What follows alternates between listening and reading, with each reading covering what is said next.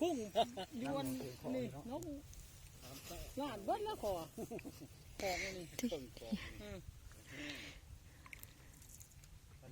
ลูกแม่วาดเลยได้ดิราศีทึกจะบอลข้างดอกเลยนี่เนาะอีกพันอีกแล้วเราไหวอยู่แล้วเนาะคนวัด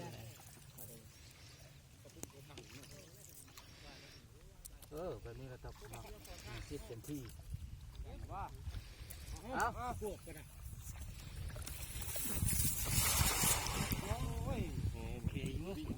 โอ้เต้นอะไรเต้นนี่เต้นสายเลยดิเต้นแล้วมีเต้นมีมักโม่นเฮ้ยป่ะยันโทรศัพท์มีอย่าฟ้อนมีอย่าเต้นอีกก็ได้เต้นทางป่าเต้นทางโคตรเลยแล้วได้ดอกเด้อต้องมีกี่ดอกไปง่ายไปซื้อหมดปะ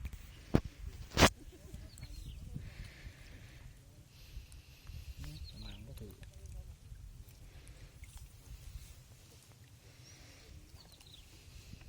หนาพึ่งไปนี่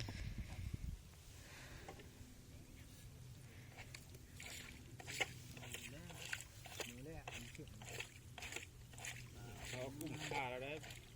เขาลงแต่เช้าขึ้นบาทเดียวโลกตรงนี้เขาเอานะโอ้คนยังกินหอดทัวกับเพื่อนบนน้องปากกระตึกนี่ตัวเดียวนี่ก็ขึ้นโอ้ยอันนั้นใครตากูกระร้องตอนแรกนี่คือมีจะเอามีห้างนี่ครับพี่วิไลป่ะตอนเช้าขมุนนะหรือมันท่าออกเป็นหมูอยู่แล้วได้ถึงได้บิด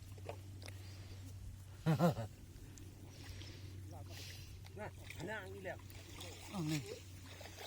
ตลอดโอ้ไปเรียบร้อยไปแล้วกำลังสิกำลังออกมันล่างเฉย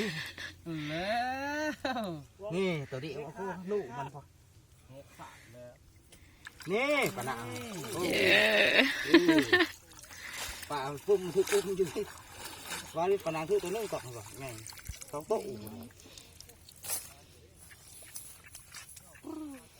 ไปคิดลองดูก่อนให้FCเบิ้งไม่ผิดหวังโอเคจะมาทีเลยนะ3 นาที3 นาทีอุ้ยปลาตัวใหญ่ว่าอยู่นะปะนังต่ำแบบนี้2 ตัวไปแม่เนาะ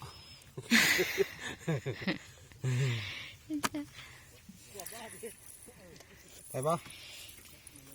ต่อเลยย่านนะ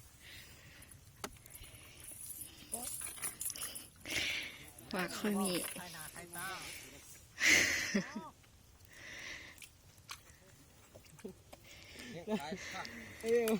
มันนึกยันเนาะเพื่อนนึงล้างสูบนี่ไปใช่ป่ะอะไรอยู่เนาะตัวใหญ่ไปใช่เนาะคอยกำลังจิบอายโทรศัพท์ไปใส่แน่ไปแล้วมันว่าอยู่แล้วป่าเนี่ยเป็นหูนิดนึงนะ